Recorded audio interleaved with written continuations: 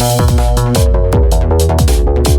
Sports Radio, the voice of women in sport. Welcome to Season 1, Episode 5 of the WeCOACH Podcast on Wisp Sports. When I go against up, I just get most up. Oh, 'cause everything is not enough. Every 2 weeks, we sit down with some of the best and brightest women coaches, leaders, and industry experts in the world of sports for fun and inspiring conversations. I'm your host, Megan Kahn, Executive Director of WeCOACH. This podcast is a co-production of WeCOACH and Wisp Sports. Make sure to search for Wisp Sports on your podcast app and hit subscribe to catch every episode dropping every other Thursday. WeCOACH has become the premier nonprofit organization committed to recruiting, advancing, and retaining women in the coaching profession of all sports and levels. Through programming, resources, and an engaged community, we are changing the landscape for female coaches and the next gen of young girls who dream of following in their footsteps. Today's guest certainly knows a thing or two about high-stakes, high-level performance. Carlette Patterson is an internationally recognized sports life coach, a professional speaker, author, and the CEO of Patterson Sports Ventures. I can't wait for you to hear what my dear friend has to say. Welcome, Carlette. Thanks so much for being on the WeCOACH podcast. Thank you. It's great to be here, and I'm excited to talk about all the great things that you're doing in coaching. Thank you for that great work. And that you're doing with our coaches, so thank you. The power of team. I love it. Teamwork makes the dream work. All right, let's do this. So I want to start, probably much of our community isn't as familiar with your background as I am, just from our time working together over the past couple of years. Can you start by sharing a little bit of your story? I'd love for them to hear your journey. Yes, thank you for that. Well, the good news is, really my only news is that I've been an athlete my entire life. I grew up in a small town and played all the sports and really chose swimming out of the volleyball, basketball, and track adventure, and then came to ASU for a short time to swim on the ASU women's swimming team, and then ended up getting married and having little athletes. I have 3 daughters that have been involved in sports and really began working strictly in the sports profession. I started my own business in the wellness industry and then went to work for the NFL and the NBA, and then started another business in terms of really starting to emphasize the work of sports philanthropy and sports life coaching. So really, my entire life has been about being an athlete, serving athletes, and really understanding the heart and the passion behind sport, and really what it is from a coach's perspective, an athlete's perspective, and later in my life as a parent's perspective, raising athletes. Yeah, which you had 3 little ones running around at one point in time. We're going to get there. I'm not going there yet. I want to go back to talk about how you founded Patterson Sports Ventures. Well, my late husband, Steve Patterson, and I were blessed to be able to work in the sports industry for years. And then later in life, after we'd had children, we were blessed with what we call our God baby, our bonus baby. And she is now 20 years old. Well, she's 19.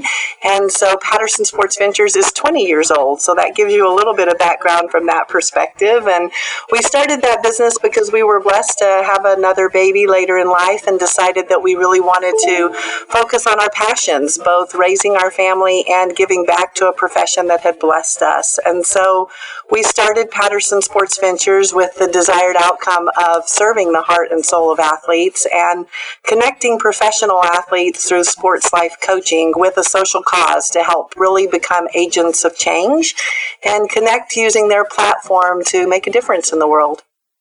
And talk a little bit about how sports life coaching resonated with you. And at the time, I guess you were probably pregnant with McKenna, and how that resonated and how you found your sports life coach.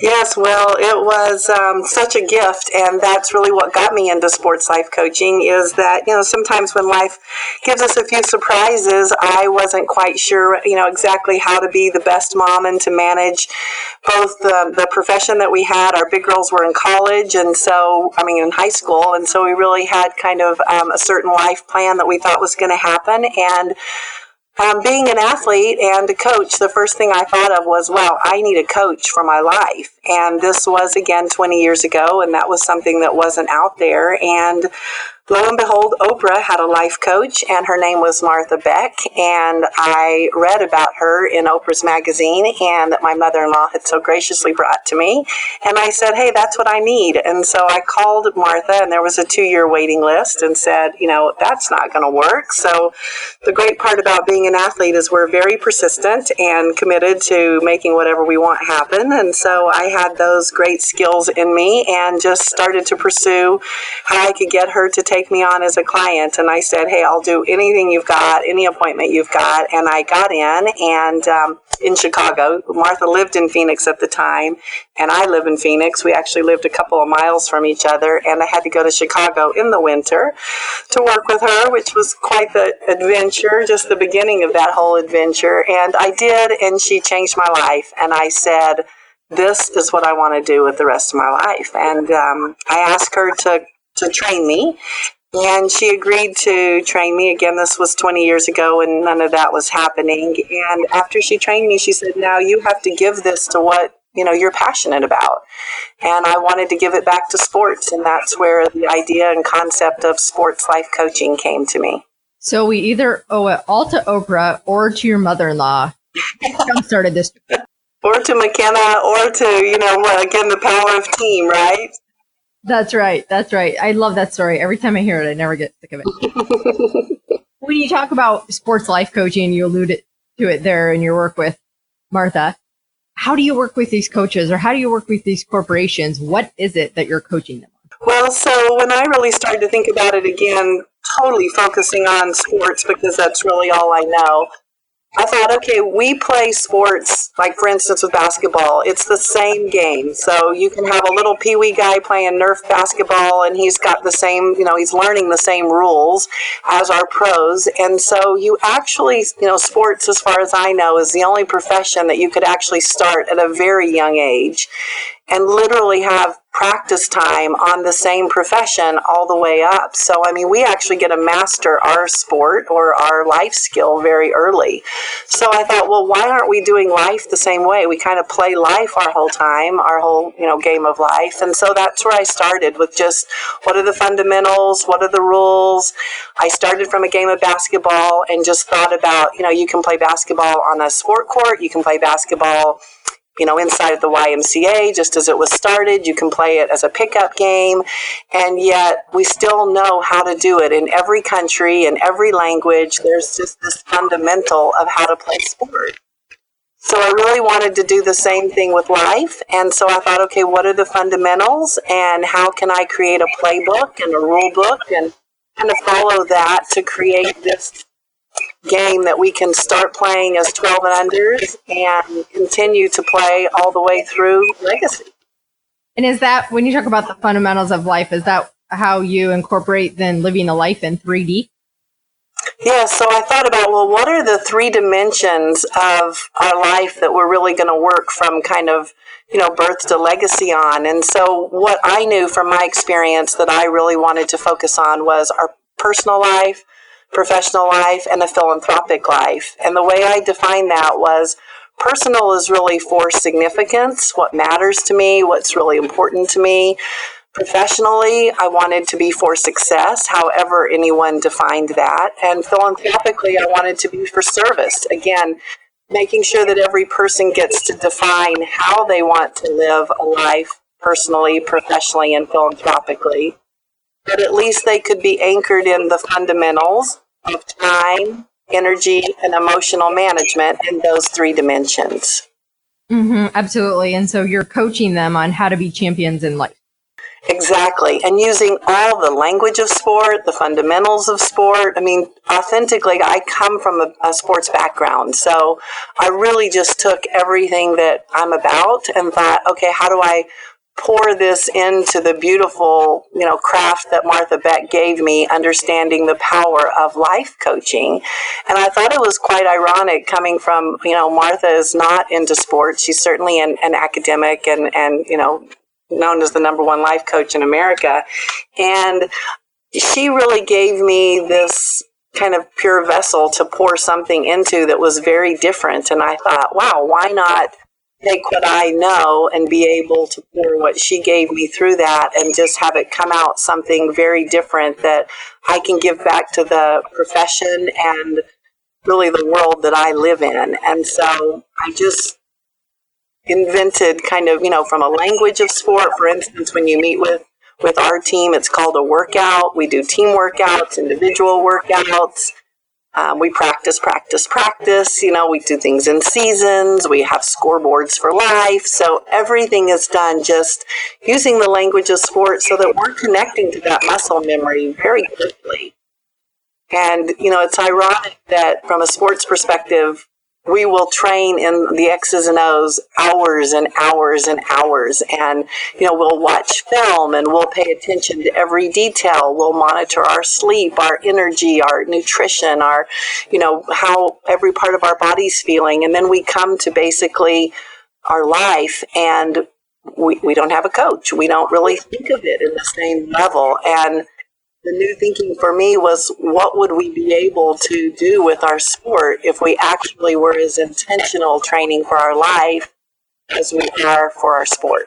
And I know you and I talk about this all the time we so often see our female coaches, especially exactly training the X's and O's, the film, the recruiting, all of those things, but they're not nurturing themselves to make them be the best coach that they can. Yeah, and how would we feel if our athletes were doing that? I find that so interesting just from a perspective. I know that was really what Martha did that changed my life, is she said, your little women are watching you and, you're actually raising the next generation. And do you like what they see? Do you want them to model what you're doing? And no, the answer was no. I was tired. I was grumpy. I felt like I could never satisfy, anyone. I was never a good enough wife. I was never a good enough mom. I was never a good enough professional. I just came from a place of never good enough and wanting it all versus time out. I can definitely have it all if I train for it all. I just have to be intentional for it and get the right people on my support team to coach me up on how to do this. There's a little peewee person says, our young child says, "Hey, Mom, I want to play baseball." And in 10 seconds, we're looking for a coach.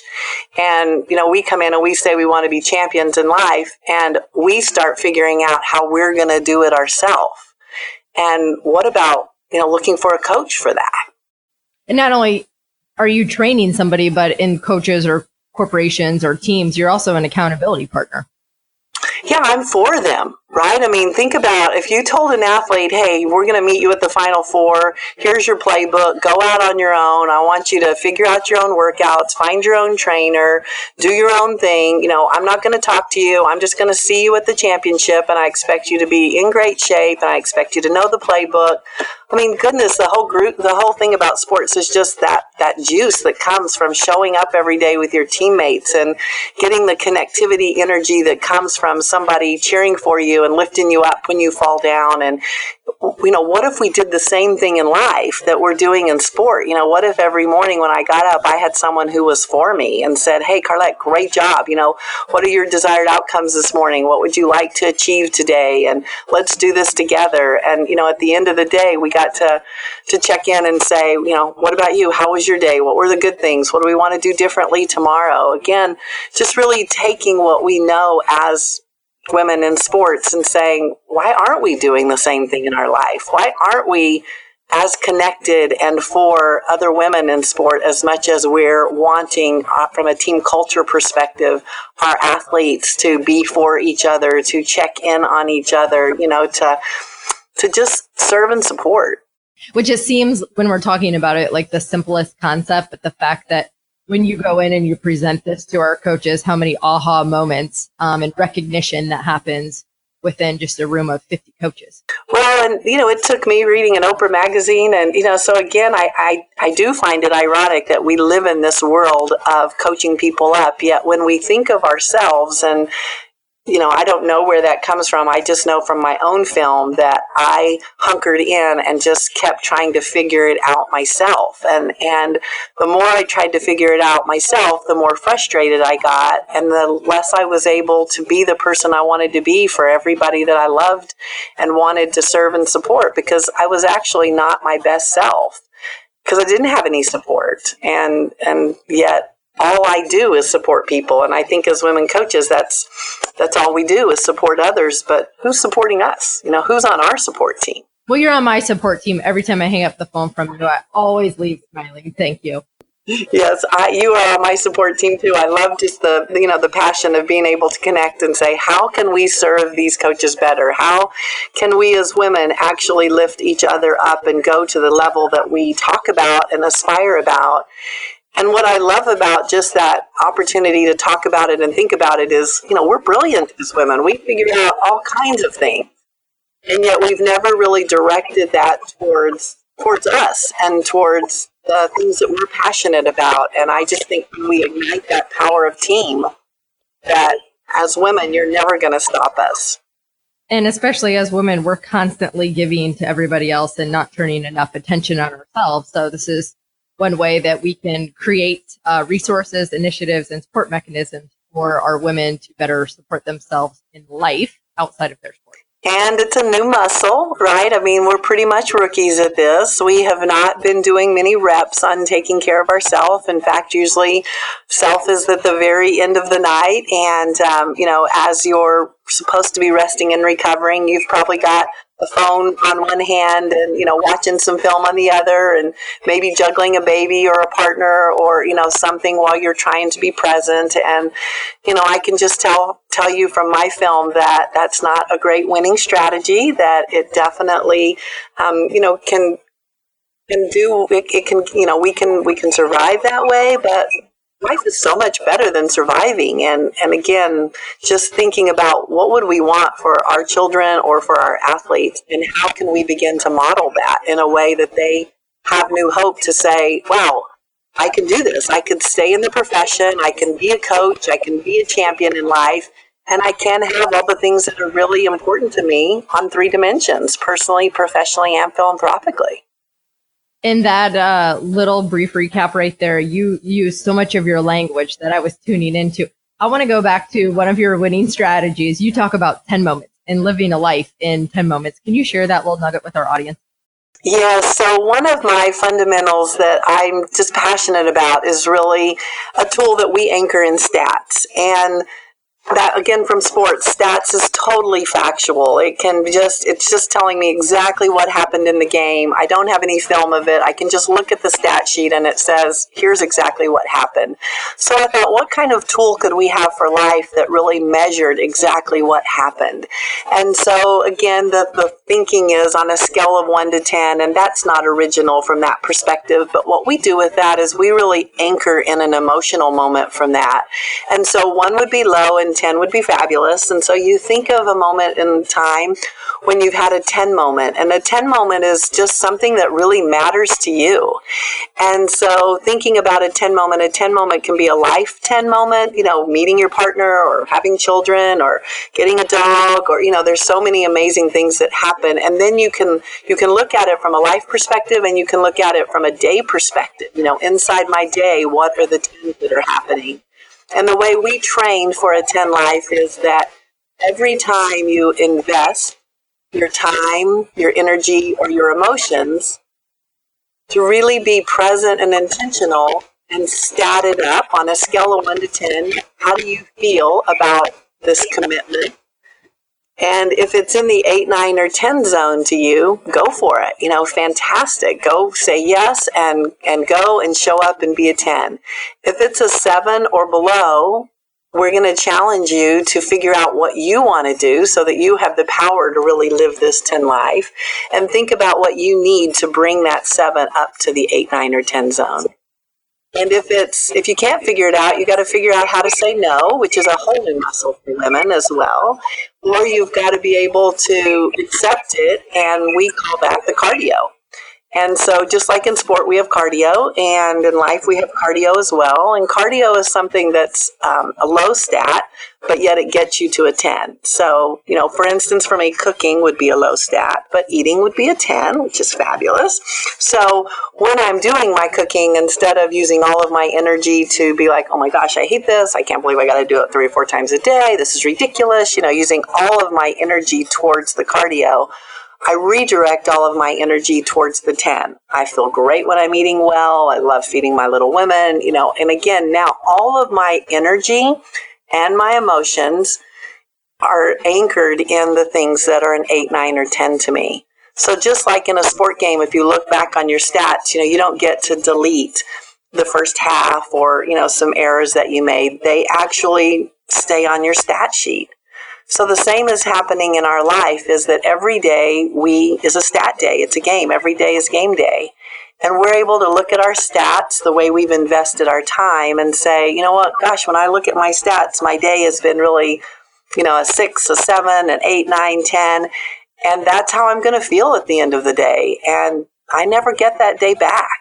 So our new thinking and really playing to be in the 10 zone is investing in making sure all of my choices throughout the day are in the 8, 9, or 10 zone.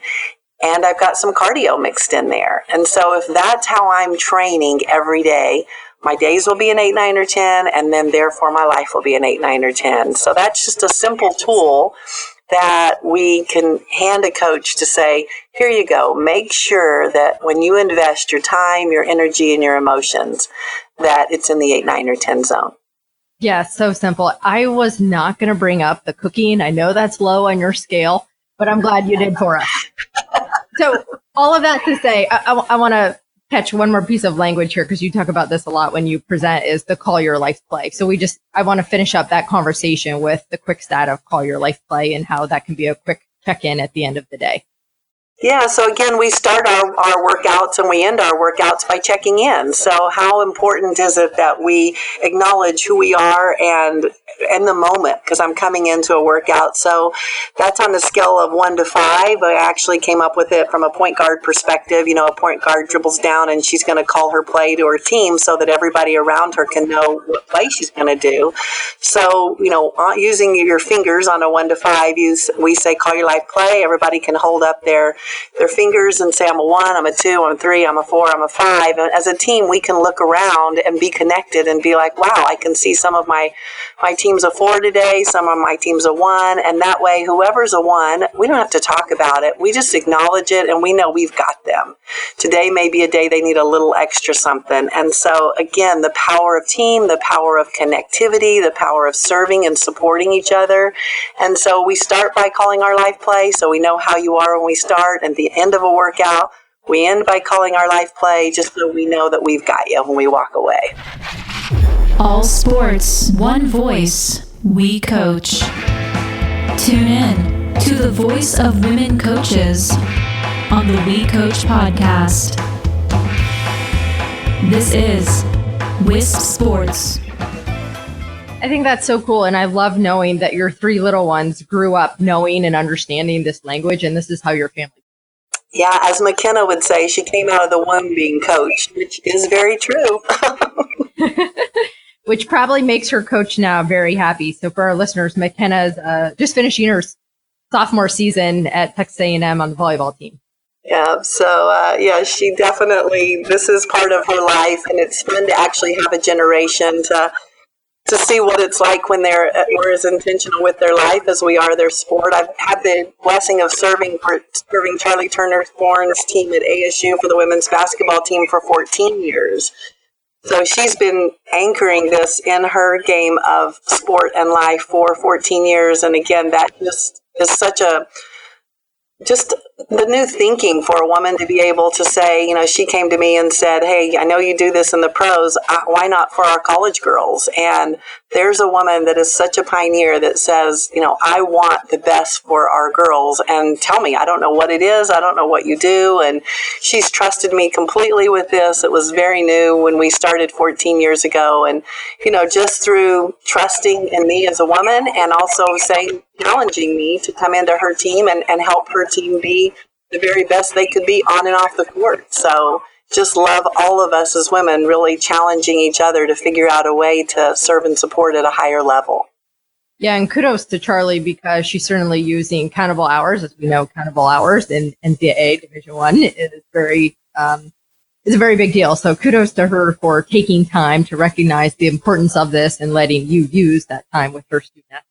Well, and one of your graduates, Melissa Llewellyn, is another one of our great supporters of this. She's just been phenomenal. She's the women's golf coach at Auburn University, and I got to be her coach at ASU because she's just such a phenomenal learner, and she was at ASU and knew Charlie was our winningest coach at ASU and said, I want to be, whatever Charlie's got, I want, because I want to be the winningest coach. And she went to Charlie and said, what is it? What do you do? And Charlie referred me to Melissa, and I've gotten the blessing of being with her for 10 years now. And when she went on to Auburn, she brought me to Auburn with her as well and introduced it as her culture. And she's a graduate of the academy and just, as constantly says, hey, how can I support? Melissa went on and became certified as one of our sports life coaches, which is a whole nother dimension that, really our mission of our company is to have a sports life coach on every team around the world, because we believe if we put as much energy and time and emotion into serving the heart of the athlete that we produce great people as well as champions in sports. So Melissa is one of those that said, I'm in, and she has done her certification and really promotes this as well in the model that we hope, we're able to get more involved with. Which Melissa was the key to the introduction of you and me. So forever, we'll be grateful to Melissa for that after she did attend our NCAA Women Coach Academy. I want to ask, because I think you just recently had a graduation for your certification program. How many sports life coaches have come through your program that are out in the world doing good now? Well, we have over 100 life coaches around the world. We do a lot of work in New Zealand, Australia, and the U.S. And so I usually do a coach certification twice a year. So been doing that for a good 20 years now, and, have many, many people that some of them come into the coaching just to get coached. It's 60 hours of very intensive coaching, training, and teaching. So some people go on to use it and become a certified sports life coach. Some take it into executive coaching. We've now gone into the corporations as well, because sports we're really the champions in culture development. And I love that corporations are saying, we actually want what you've got. And sports is really a great model for going in and training people to be champions. And I love that corporations are now saying, tell us how to do that, and taking it seriously, not just, using the word team, but saying, how do we do this? So we have both sports life coaches and we have executive coaches as well. Right. And because you are doing a lot of corporate coaching retreats now, correct? And I do have corporations that I serve as their coach as well. Right. In all your spare time. You're a busy woman.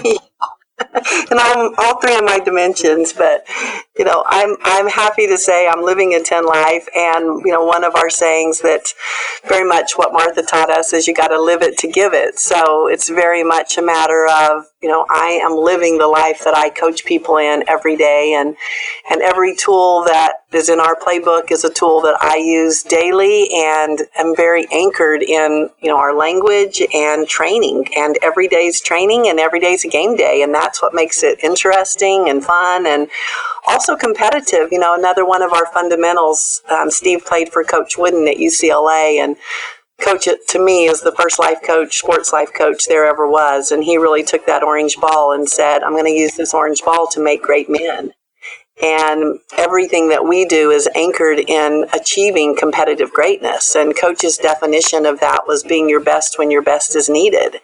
And I think as women in sport, we are competitively great, both in our personal, professional, and philanthropic life. And that shows up differently to each one of us. But we wouldn't be in sports if we weren't competitive, and really using that competitive spirit to be my best self, and then to be able to, give that away and to serve and support others with that. I love being able to incorporate just the spirit of who we are and not saying that, hey, to do this, I've got to really go to a recreational level, because that's just not who we are as women in the field that we're in. And you said it best, you're living a life of 10 months. If you are a friend or a colleague of Carlette and you get in a text conversation with her, I promise you that 10 emoticon is going to show up. It's your favorite. It's my favorite. Thank goodness they invented these emojis. It's made my life so much easier. A little more expressive. If they just make it in purple, I have to own it for sure. Exactly. You talked about spirit. Another one of your buzzwords is hope. Talk about the G.I.V.E.H.O.P.E program.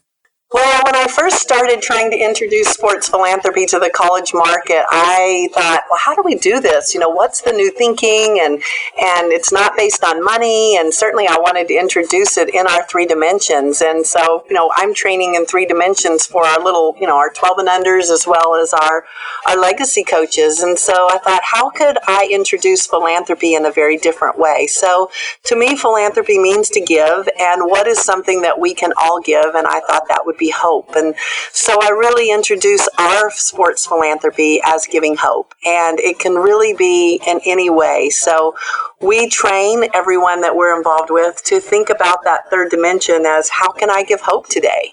And that gives you an opportunity to be a champion for change by really being able to introduce sports philanthropy at a very young level. And it has nothing to do with giving of money, or even giving of time. I know when we introduced sports philanthropy to our college coaches, they just looked at me and were like, Carlette, are you kidding me? There's no way I can go do community service. Well, I am for community service, but I'm also introducing sports philanthropy as something of giving hope versus giving of your time or your energy. And we give hope to our athletes every day. We give hope to the person we bump into at the grocery store in terms of, going through the line, being able to ask how their day is, being able to give a smile away, being able to give kindness. So it really is just another level of awareness that, I can give hope as well as giving in my profession and in my personal life. And sometimes the first person to give hope to is yourself. And just being able to say, you know what, I'm going to call that girlfriend. I'm going to call somebody and say, hey, let's take a joy break and just connect in a way that is deep and that feeds my soul and helps me get back out there. So that's just our next level of sports philanthropy. We want to introduce that to the next gen and give them hope that they can give hope at a very simple level. And you talked about next gen. How do we bring more women into the coaching profession? Well, I believe personally that we've got to live it together. Again, my little women are 36, 35, and 19. And so, the first thing when my middle daughter, who is in the coaching profession, and she's at a private high school level, she just said, Mom, I want a life. I don't want to work like you and Dad all the time. And certainly, our profession is a lifestyle profession. And so I heard her. And I think that's a very valuable point, that we do have to come at this in a way that's very respectful to having a life. And that's where those 3 dimensions are really important. I love old school. Coach Wooden to me is as good as they get. And I love listening to my new gen little women and saying, tell me how you want to do this and still achieve competitive greatness. And that's where the value of those 3 dimensions is really important. So I do believe sports life coaching is a winning strategy for keeping the next gen in it and really saying we value who you are as a person, not just who you are as a coach. And to do that, it's going to take some training. That's not the way I was brought up. But I do know that's the way the next gens that I know, the number one question they're asking is, how do we do this in a way that's from a well-being perspective? How's this healthy? How does this honor my mind, body, and spirit?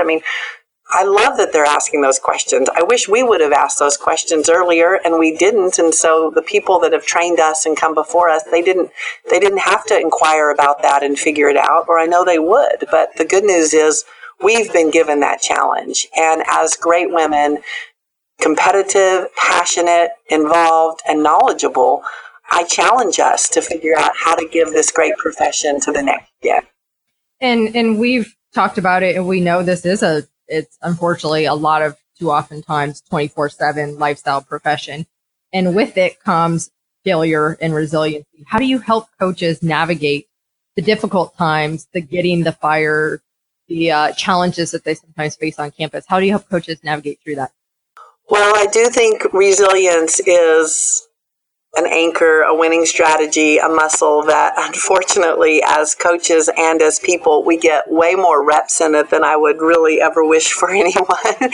And yet I do think we can take that and say, based on our strength of this, how do we bounce back and learn from this and find a way to come and be better? I mean, just watching the film of our athletes, this happens to them day in and day out. I mean, they have a recruiting class that comes up behind them that, they come in as champions, and they come into a system where they've got to learn a new system, and they've got to get better, and they've got to push themselves to levels that they really truthfully didn't know if they had or not. And I look at us in that same way, and I think, okay, how can we stay at the top of our game? How can we stay in shape? And if we have a losing season or have a losing game or have a losing day, what do we tell our athletes? We tell our athletes, get in there, watch your film, connect with your coach, figure out how to be better. Well, why don't we do the same thing? If we have a loss, if we get fired, if we have a season that isn't going as it is, as we want it to go, again, what would we tell our athletes? And it's just about connecting rather than isolating. It's about connecting to the people that are on our support team and saying, help me. And as soon as a person reaches out, I know any film for a coach that's got an athlete, I think if they say, coach, help me get better, and when can I show up for film? I don't know a coach in the world that's not going to make time to make that happen and have some real dedication to helping that player be better. And I think that's what we as women coaches are all about, is we are for you. And, reach out. Let us share our film with you. Let us share the winning strategies that have gotten us to where we are. Also, what are our performance barriers? What barriers are getting in the way of us being able to be the women and the coaches that we want to be?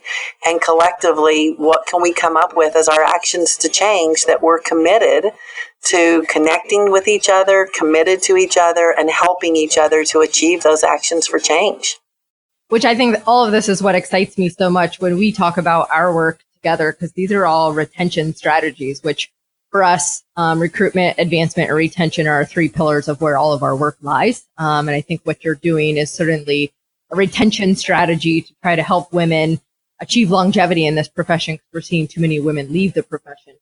And Megan, I think what's so valuable about that, just from my own life experience, is because I was blessed to really raise 2 generations of kids. I know when my middle daughter graduated from college, and she had been coaching with us since she was 16, she was in a car accident at 16, and so that ended her playing career, and she just started coaching, beside her dad. And she had her first coaching job when she was 15, and so she couldn't really coach till she was 16. So I was the coach, and then, she would show up and do the work, and we really teamed up from that perspective. So the mentoring component is very, very valuable, which I think women coaches are phenomenal at really taking in the next gen and helping with that perspective. And then, my daughter's name is Sarah. She went on to college, got her, her psych degree, and came back. And my youngest daughter was being recruited and for, middle school or some silly level, but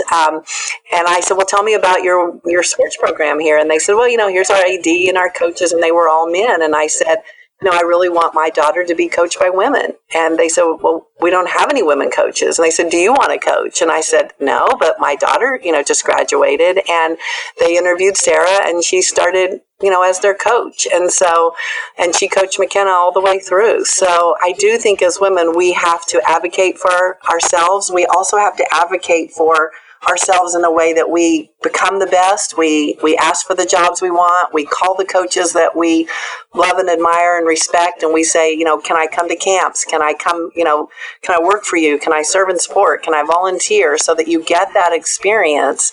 And that way, when the opportunity comes up, they can say, no, I don't want that job, but I know somebody who does, and they can refer a qualified woman that is really ready to take on that challenge, and then stand beside her the entire way and say, look, I'm a phone call or a text away. I'm for you. I'm on your support team.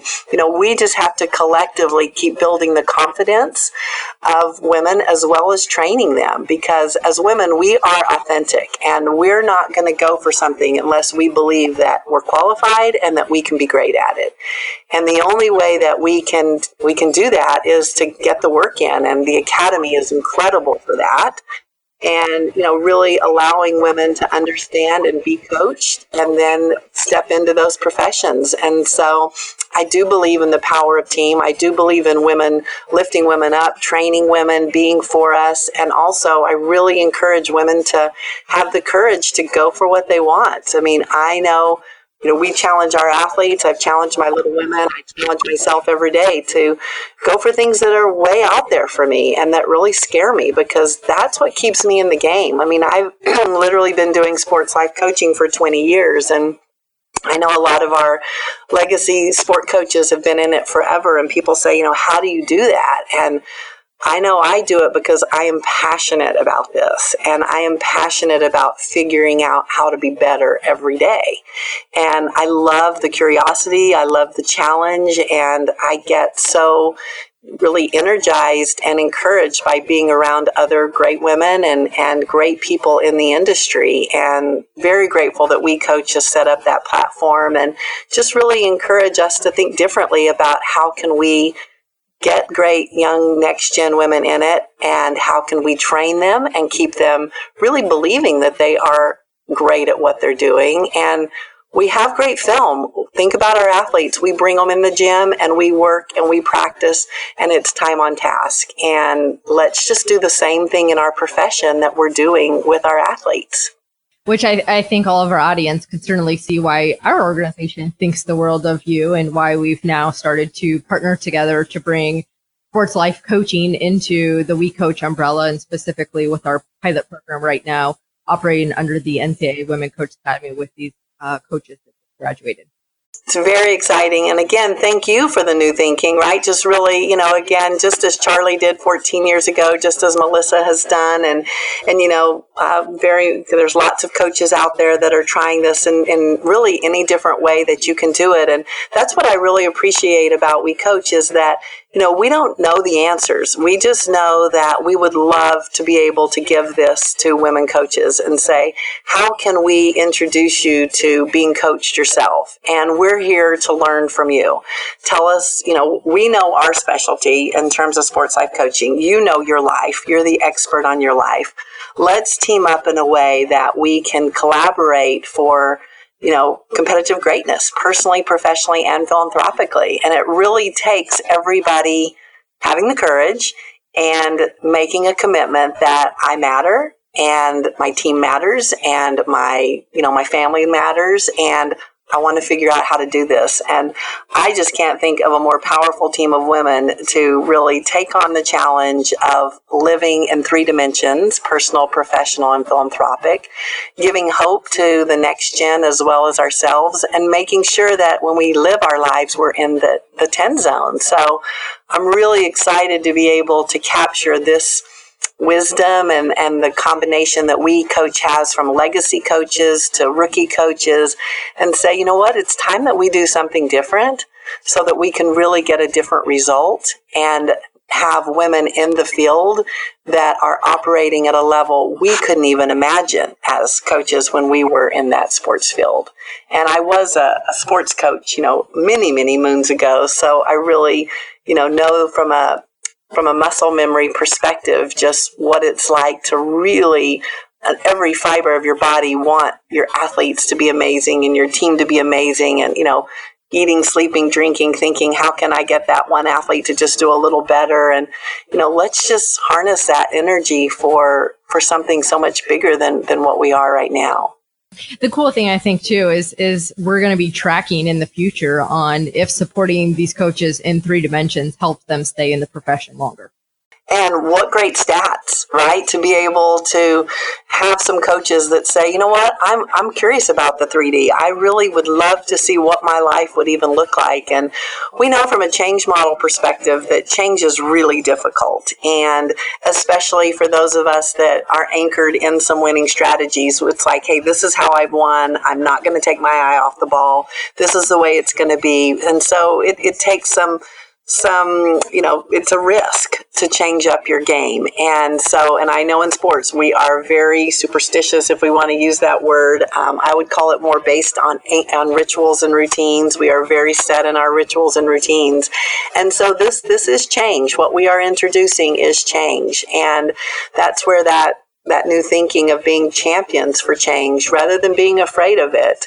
What if we stepped into a model that really was about change, that was not about becoming less or giving up, but it was about what could we be like if we really operated on 3 dimensions? And coming at it from that perspective, I mean, if you watch any film of our great coaches, they are the fundamentals that they stuck with. And then there are times when they changed based on the environment that was changing. And I know in our sports world of college sports as well, our environment is changing dramatically.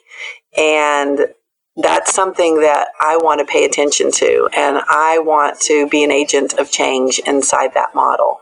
I love that we are conscious of well-being. I love that we have said, the well-being of an athlete and is very, very important. And I just want to say the well-being of a coach is very, very important.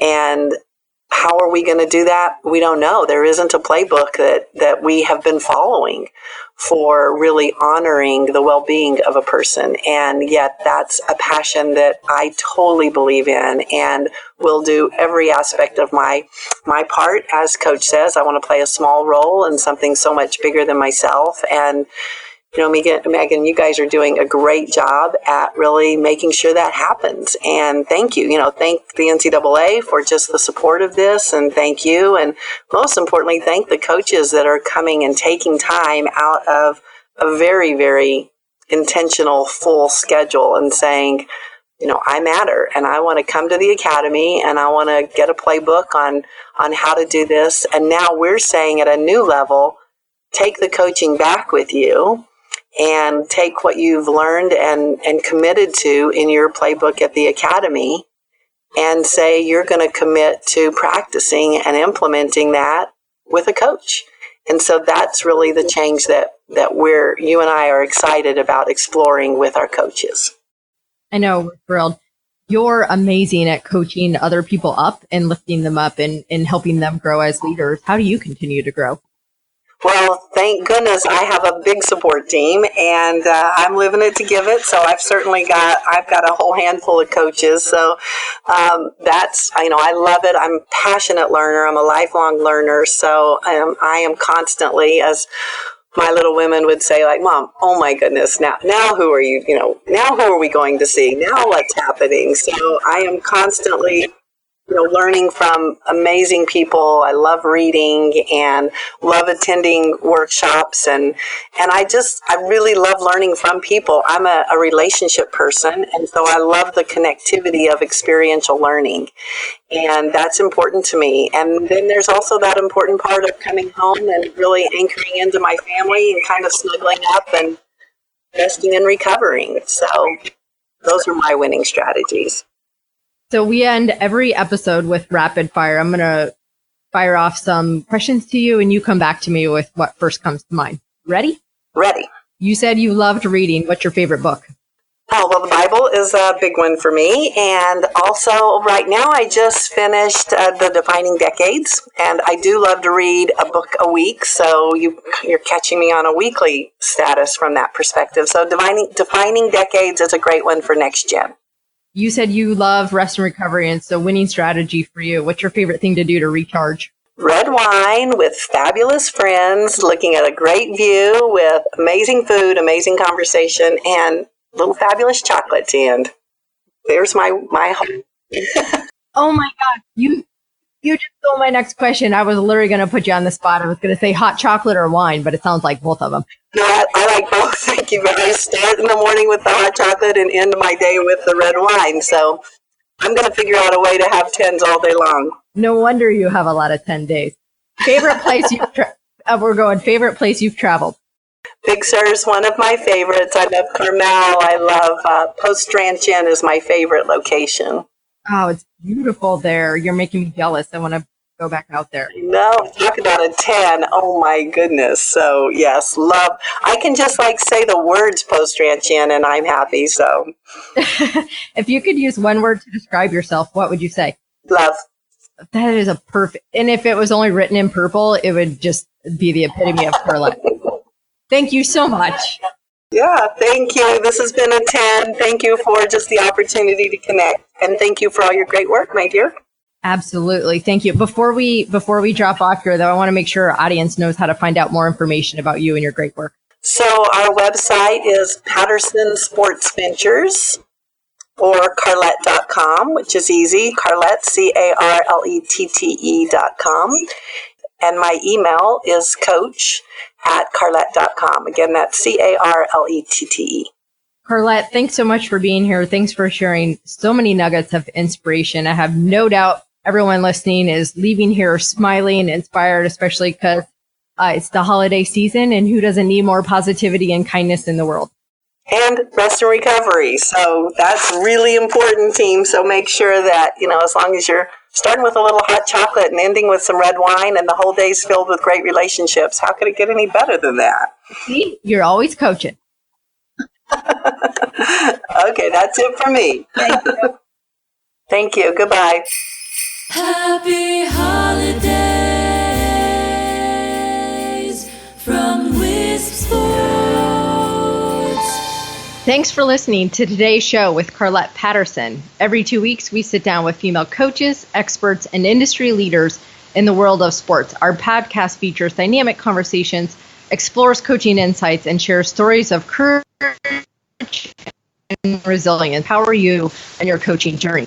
Make sure to subscribe to W.I.V.E.H.O.P.E Sports on your podcast player to catch each new episode. We would love to hear from you. Follow us and share your comments on Twitter at WeCOACH and at W.I.V.E.H.O.P.E Sports, or on Facebook at WeCOACH Sports and at W.I.V.E.H.O.P.E Sports. The show notes for today's episode can also be found on our show page at WISPsports.com. Be on the lookout in the upcoming year for new programs, resources, and initiatives. To learn more about our growing community of coaches and supporters of coaches and allies, we need you. Please visit our website at WeCOACHSports.org. Tune in 2 weeks as we'll be kicking off the new year with a fantastic episode. We sit down with your 2018 NCAA softball national champion and Florida State head coach, Lonnie Alameda, for a candid conversation on the cusp of their new season. Until next time, all sports, one voice, we coach. It's my dream.